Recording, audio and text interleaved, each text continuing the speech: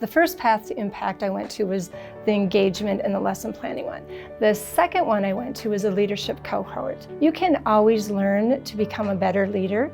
We met several times, we read some books, we did a lot of sharing, talked about different types of leadership styles, what works, what doesn't work, how to work with other people. And then the other Path to Impact was sustainability. I had an opportunity to take part in Sustainable Teams Path. There's 3 paths that Path to Impact has been a part of. I'm currently part of the 3rd leadership cohort, and they've also had a cohort that did some work with curriculum and lesson planning. My involvement in Path to Impact actually stems from my involvement with the South Dakota After School Network and SODAC-SACA, South Dakota School Age Care Alliance. I've been a member of those 2 organizations for many years, and when this opportunity came up, I jumped at the opportunity to work with some of those people who are involved in Path to Impact, but also as another way to network across the state. The biggest benefit for me has been just the chance to network, meet people throughout the state who are also in the after-school profession. When I got into after-school programming about 12 years ago, there wasn't a lot of that available.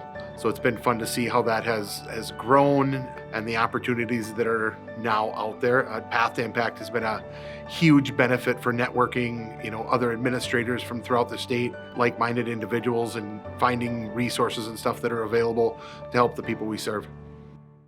So when I went to the first Path to Impact meeting, I wasn't really sure what it was about. And so there was a group of my peers, and we came with ideas of some lesson plans that we've done in the past, how we would want to improve upon them, or maybe we had an idea that we really weren't sure which direction to go. So at the retreat, there were a couple of licensed teachers, and they were able to walk us through the process of what a quality lesson plan looks like.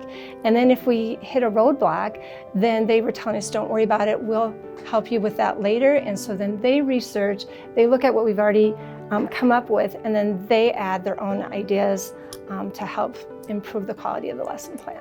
Path to Impact is incredibly time-saving, efficient, and super helpful and engaging, even into their leadership cohorts with the supplies they are given. But it's super time efficient and helps us in our day-to-day, even just branching out and getting new ideas for students.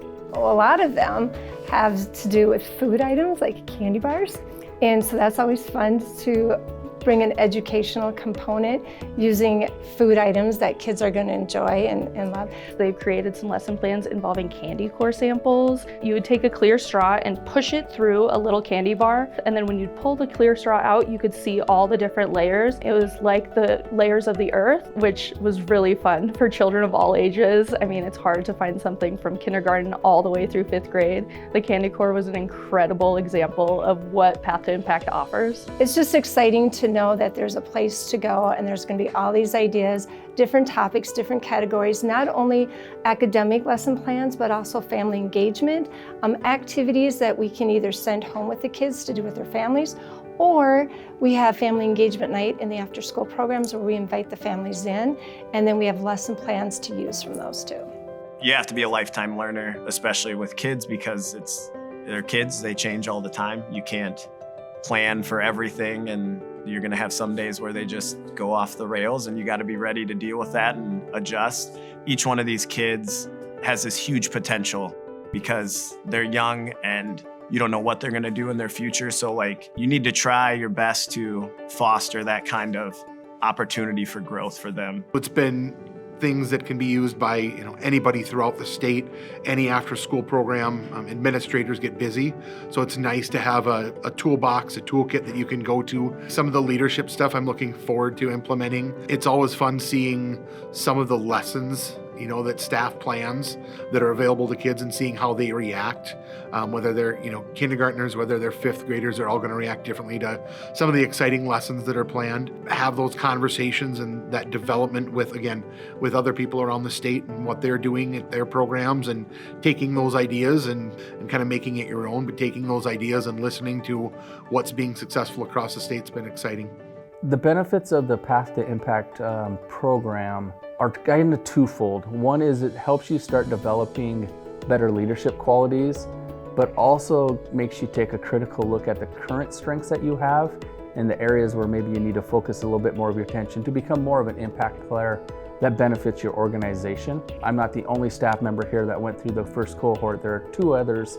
And between the 3 of us and our conversations that we have amongst and with the staff brings out a lot of the key concepts that Path2Impact helped us understand and helped us develop in ourselves.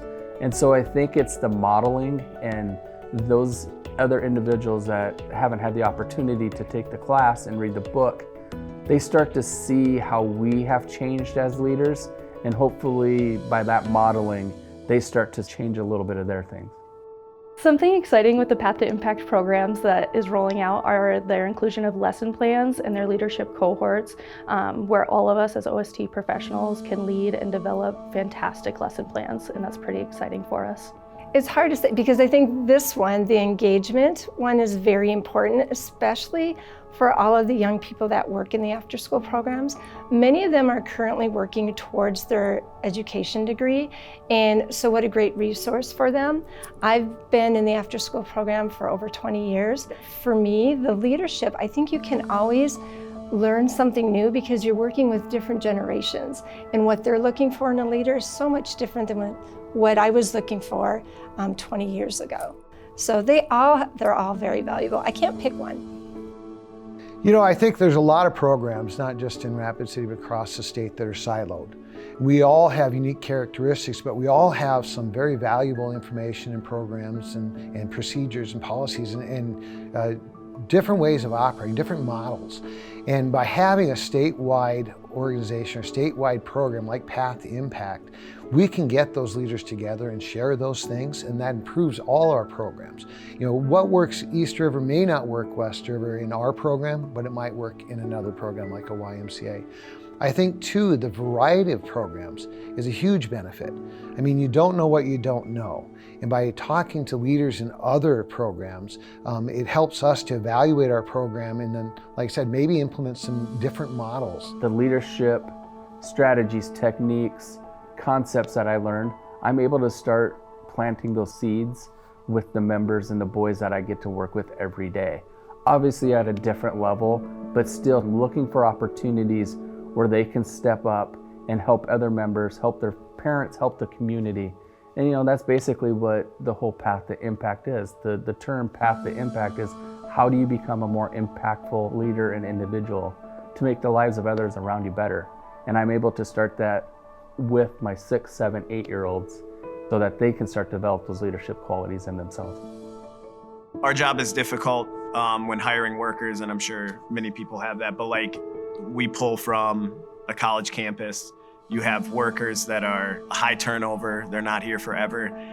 Having that leadership thing really helps you better communicate with those staff and try and get all of them to kind of buy into having a good vibe, and like the kids feel it and your staff feel it, and people are more inclined or excited to come to work. Before, I think we kind of struggled with that, and like when I went to the program, you get some of those tips and like you start to learn about yourself. You're able to better, I think, communicate that and have that kind of leadership to run your program and to kind of what you envision it being. After COVID, a lot of the after-school programs ran into the same problem with finding quality staff. And then once you find the quality staff, how do you retain them? How do we retain staff? How do we hire staff? How do we keep the staff? How do we train them and get them up to speed? To keep people into this field is tough enough. And having the resources of collaborations, I think, help us not just to develop the leadership for now, but for long term. Whether it's veteran staff, whether it's new hires, whether it's new administrators, whatever it is, you can help those people be successful. And again, top goal is serving the needs of the kids and the families that we work with every day. When you can invest in your employees and give them the tools that they need, and then they feel that they're wanted and desired in their position, then the likelihood of them staying with you is really good. You know, when you talk about the leadership path, you talk this sustainable teams path, and then the path that has the content and the program development, all three of those working together make it easier to keep professionals in this field. And that's a benefit to the kids statewide.